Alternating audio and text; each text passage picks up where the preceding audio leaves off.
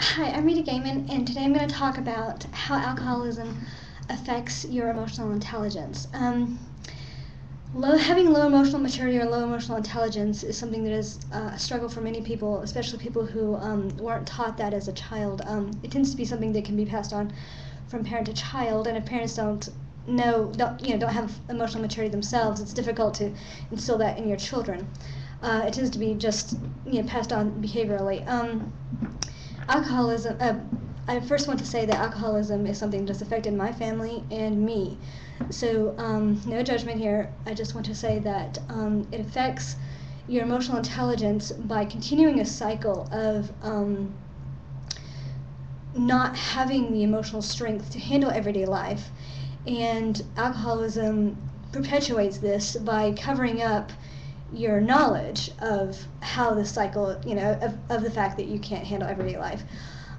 There are many things that can help increase emotional maturity, such as outdoor activities and group activities where you learn how to interact with other people like a child would, not as an adult but as a child. So you pretty much have to grow that in yourself. But alcoholism covers up the fact that you can't handle life and the fact that you can't, you're screwing up, and that you don't know how to do things, and you don't know what to do, and you don't know, and you know that it's affecting other people, but you don't really know how to handle it.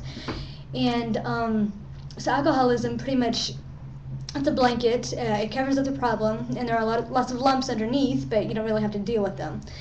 And so again, I've dealt with this issue myself. I've dealt with low emotional maturity myself, and I've also dealt with family members who have suffered from alcoholism and low emotional maturity, and it's something that has to be addressed.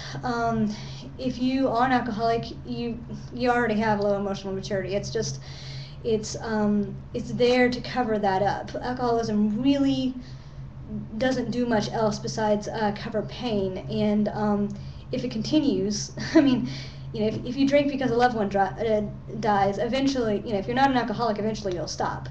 But if you keep doing it, it's because you have now relearned low emotional maturity, and you're not relearning how to continue in life and how to continue without that person in your life. So again, low emotional maturity is almost the cause and the product of alcoholism. It becomes a cycle. One leads to the other, and the other leads back to the beginning. So I just want to say that if you're suffering from alcoholism, or if you know someone who is, the people around you can affect your behavior, and you can affect the behavior of people around you. So low emotional maturity has got to be avoided. Children don't know how to interact with other people. Children don't know how to take responsibility for their own actions. Children don't have the emotional strength to handle their own lives, so they're taught how to have that strength. And alcoholism covers up the fact that you don't have it, or you don't have it anymore. And so it's something to deal with, and it's something to recognize, and once you recognize it, it becomes a lot easier to handle. Okay, thank you.